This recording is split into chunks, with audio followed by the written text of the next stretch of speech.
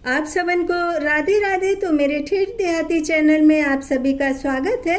तो आज नवरात्रि का षष्ठम दिवस है। षष्ठम दिवस की आप सभी को ढेर सारी शुभकामनाएं। और षष्ठम दिवस को माँ कात्यायनी की पूजा आराधना की जाती है। तो माँ की भक्ति का सर्वोत्तम मार्ग कीर्तन है, माँ के भजन है और माता रानी के जयकारों से समूचा विश्व माँ के वात्सल्य, माँ की कृपा एवं माँ की शरण में नन्हे बालक सा सुकून एवं शीतलता पाता है। तो इस समय सोशल मीडिया के माध्यम से बागेश्वर धाम मध्य प्रदेश के आदिवासी समुदाय से आने वाले एक भजन गायक अमित कुमार भजन श्रोताओं की जोरदार पसंद बने हुए हैं।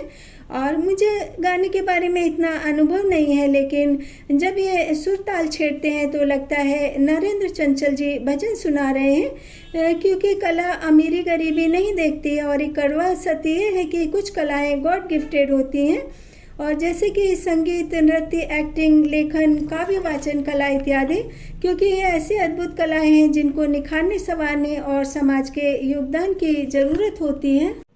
तो मैंने इंस्टाग्राम पर काफ़ी समय नवरात्रि के समय पर एक वीडियो अपलोड किया था जिसमें ये भजन था, हे काल रात्रि है कल्याणी, तेरा जोड़ धरा पर कोई नहीं, मेरी माँ के बराबर कोई नहीं। तो माँ की भक्ति में सराबोर भजन जुबेन नौटियाल ने गाया है। इन्होंने भगवान शिव के लिए भी कई भजन गाए हैं। तो आज मैं महान गायक जुबेन नौटियाल के बारे में बात करूंगी।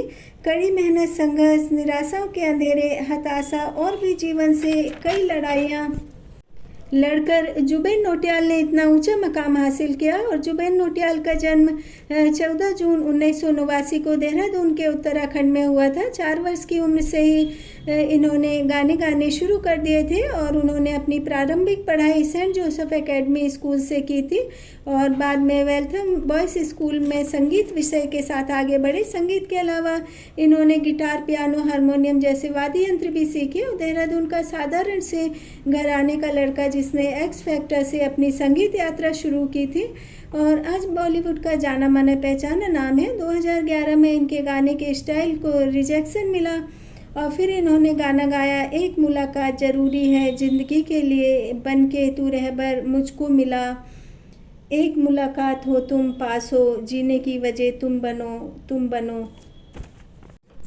और उसके अलावा हम नवा मेरे, राता लंबी लंबी जैसे गानों से ये लाखों श्रोताओं के दिल की धड़कन बने। और उसके अलावा जून 2022 में उन्होंने शेरशाह पिक्चर का यही गीत राता लंबी लंबी के लिए प्लेबैक सिंगर का आईफा पुरस्कार जीता एवं बजरंगी भाईजान गीत के लिए ज़िंदगी कुछ तो बता दे के लिए 8वें मिर्च म्यूज़िक अवार्ड में वर्ष के उभरते सिंगर का इनको पुरस्कार मिला। और माँ की भक्ति से परिपूर्ण गीत मैं बालक तू माता, शेरा वाली या फिर मोटिवेशनल भक्ति सॉन्ग पता नहीं किस रूप में आकर नारायण मिल जाएंगे, और या फिर महिषासुर मर्दिनी स्रोत, हे गिरी नंदिनी, नंदित नंदिनी। और माँ की भक्ति से परिपूर्ण स्रोत और भजन लोगों को बहुत ज़्यादा पसंद आए। तो जुबेन नौटियाल ने एक इंटरव्यू के दौरान बताया कि संगीतकार या कोई भी फेमस पर्सनालिटी बनने से पहले दुनिया में एक अच्छा इंसान बनना बहुत ज़्यादा ज़रूरी है, क्योंकि यदि आप वर्ल्ड फेम की शख्सियत हैं और अच्छे इंसान नहीं हैं तो यू आर फेलियर पर्सन।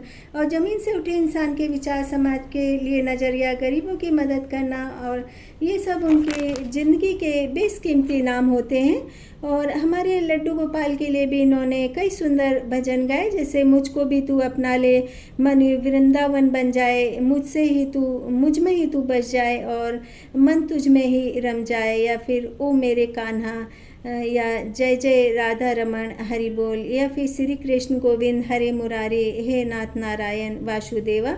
और हमारे प्रभु रामचंद्र जी के अयोध्या आगमन पर भी बहुत ही मधुर एवं भक्तिमय भजन इन्होंने गाया, सजा दो घर को गुलशन सा, मेरे घर राम आए हैं, या फिर भगवान की सच्ची भक्ति, श्रद्धा एवं तपस्या में लीन भक्तों के लिए भजन, कौन कहता है भगवान खाते नहीं, बेर सबरी के जैसे खिलाते नहीं। और इन्होंने एक इंटरव्यू के दौरान बताया कि ये सही बात है कि मुंबई सपनों की नगरी है, माया नगरी है और यहाँ पर स्ट्रगल बहुत ज़्यादा ज़रूरी है। और ये बताते हैं कि मैंने टैलेंट को लेकर ज़्यादा मेहनत की, बाहरी स्ट्रगल मुझे कम करना पड़ा, मैंने अपने इंस्ट्रूमेंट, अपने संगीत की कला को ज़्यादा निखारा। और वैसे ये कड़वी सच्चाई है ज़िंदगी की कि हमको जब अपनी प्रतिभा क्षेत्र में हार दिखती है ना, तो हमको दूसरों को दोष नहीं देना चाहिए, ना ही हताश निराश होना चाहिए और ना डिप्रेशन में जाना चाहिए, बल्कि हमारी मेहनत में क्या कमी है, कहाँ गलती है, उसमें क्या सुधार करना है, इस बात पर ध्यान देना चाहिए। तो इन्होंने माता रानी का एक बहुत सुंदर भजन गाया, मेरे चांद सितारे दो नैना, मुझे किसी और से क्या लेना, मेरे माथे पर तू माँ आशीर्वाद का टीका है, जग साथ नहीं तो दुख कैसा, मेरे साथ मेरी माई है। और मुझे इनके बहुत सारे गाने बहुत अच्छे लगते हैं, लेकिन ये गाना मुझे कुछ ज़्यादा ही पसंद है। हमें पूछो क्या होता है, बिना दिल के जिए जाना, बहुत आई गई यादें, मगर इस बार तुम ही आना। और इनका गाना बेदर्दी से प्यार का सहारा न मिला, ऐसा बिछड़ा कि फिर ना दोबारा मिला, में मात्र 13 दिन में 55 मिलियन व्यूज़ मिल गए। और उसके अलावा शिव कैलाश के वासी भजन पूर्णतः शिव की भक्ति में लीन होकर गाया है।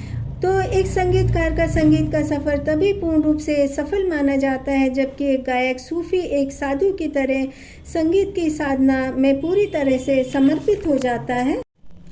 तो मैं चलते चलते इनका एक भजन और सुनाऊंगी, क्योंकि मैंने बताया कि मैंने इंस्टाग्राम पर जब इस भजन पर रील बनाई थी तो किसी ने 2-3 बार उस पर बहुत ही डर्टी पिक्चर के साथ में कमेंट किए थे। तो अब वो यदि मेरा वीडियो देखे, सोचे और सोच करके यदि जवाब देना है तो बताए, या तो माफ़ी मांगे कि उसने इस भजन पर इतना डर्टी कमेंट क्यों किया था।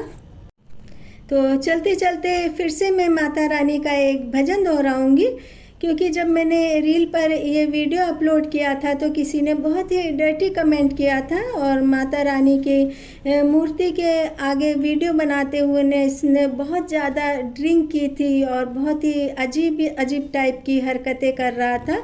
तो यदि वो ये वीडियो देख रहा हो तो माता रानी से सॉरी कहे, और क्या गलती कर रहा है वो, कितनी बड़ी गलती कर रहा है। अब तो शायद मुझे ये वीडियो बनाए 2-3 साल हो गए, उसने इस बात का हर्जाना भी भुगत लिया होगा कि कितना भद्दा कमेंट किया था उसने। और यदि वो मेरा ये वीडियो देखे तो अब की बार जिस तरह का भी कमेंट करना है वो एकदम पब्लिक में आकर के करे। ऊंचा है भवन, ऊंचा मंदिर, ऊंची है शान, मैया तेरी चरणों में झुके, बादल भी तेरे पर्वत पे लगे, शैया तेरी, हे कालरात्रि, हे कल्याणी, तेरा जोड़ धरा पर कोई नहीं। तो मेरा ये धार्मिक ऑडियो पसंद आया हो तो आप लोग मुझे लाइक और सब्सक्राइब करें। जय माता दी।